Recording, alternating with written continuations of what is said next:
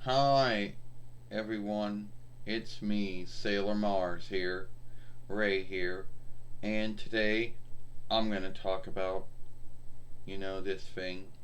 So, in the Sailor Moon followership, there are always going to be, sides to it.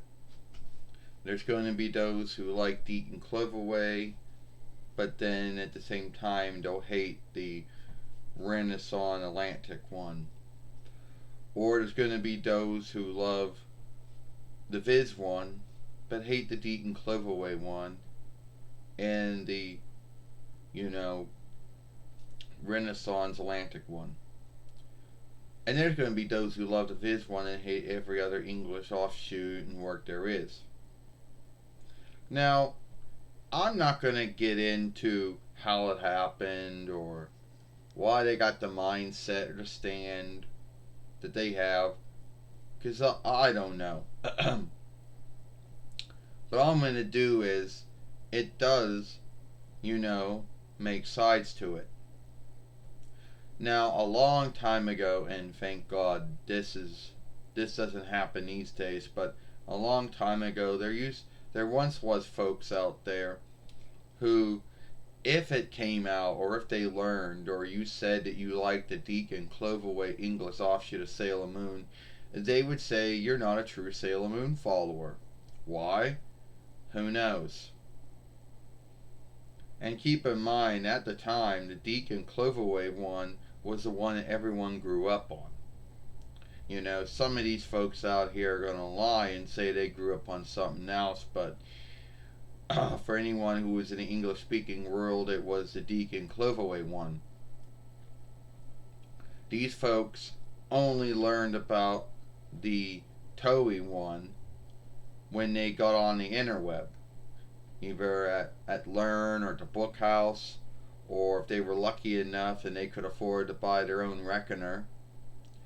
Then they learned about Sailor Moon and where Deek and Cloverway offshooted some of their things from.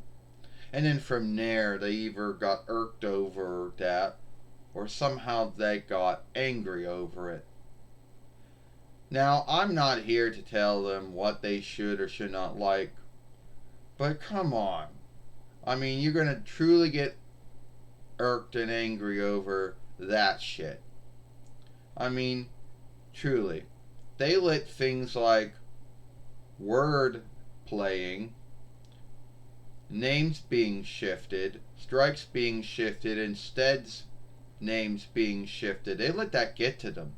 I don't know why they do, but that seems to be what they let get to them.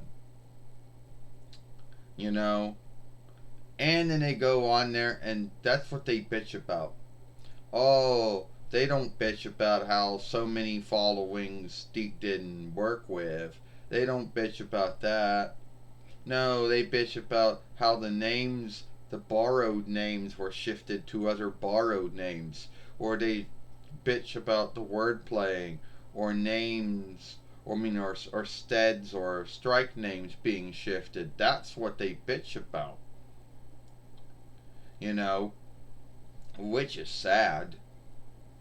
I mean, they got a life, but the things they let get to them is like truly sad. And they also behave as if Sailor Moon was the only drawing film or live drawing show to ever be skimmed in that way or something. Well, there were many others. And if I go through and say some of them, then you'll know them, so I'll have to say them. Alright, I will. Speed Racer. His show got skimmed too. Voltron, which one was skimmed as well, and that wasn't even its true name, it was something else. So at the end of the day, you folks bitching about Sailor Moon getting skimmed and shifted back in the day ain't no big deal, because Sailor Moon wasn't the first live drawing show or drawing film to have that done. Now, how some of these folks out there back up their hatred of it is that they go, oh, well, this is what Naiko Takaguchi never wanted. Deke and Toei weren't following the oversight. First off, Deke and Toei got a deal with Toei and Naoko Takiguchi to do what they had to do with the Sailor Moon work. Yes, Deke only got the work with Sailor Moon from now between 95 YL to now between 98 YL, since Renaissance Atlantic and Toon Makers and Toei could not afford to do a live drawing show. And in that deal, where they could make some shifts, and that means names or strikes or steads, or choosing what following, what sagas to do and what not to do, and also choosing who to cast for the speaking work for themselves. And Cloverway got the rights to work with it starting from between 99 YL until 2003 YL, and they also got the same rights with that deal. Now, some of you folks might think, oh, does that mean that Deke and Toei own the offshoot? Yeah, they do, since it was fair worked. But Deke is now owned by DMX News, and Cloverway, I don't even know who owns them these days. So good luck on getting a hold of them if you ever want to see the Deke and Cloverway stuff showing up ever again. But anyway, yeah. And you folks behave as if they had no right to do those things. Another thing that you folks bitch about, which at the end of the day you have no right to bitch about, is the unstraight in Sailor Moon. And there were some folks that were unstraight in Sailor Moon. I mean, Zoisite and Malachite were. And you folks bitch. You folks can't say that Zoisite becoming a woman and Fisheye becoming a woman was a bad thing. First off, there isn't any truth to back up Fisheye being a man. Fisheye was a woman in the Cloverway and also in the Viz and the Toei. Now, Zoisite, yeah, I'll give to you that Zoisite was a man and every other offshoot of Sailor Moon, but in the Deke one, Zoisite was a woman. And you behave like that was bad. That we should get up in arms over that one. I could see a lot of, the unstraight in films and shows and plays have been handled in many ways. But that was not but that way, I don't think anyone was going to get irked over that one. But you folks did. Oh, I take it back. Sailor Uranus and Sailor Neptune being near kin. You bitched about that. Well, you didn't bitch about it, you just laughed about it. And you folks, are like, oh, why did they do that?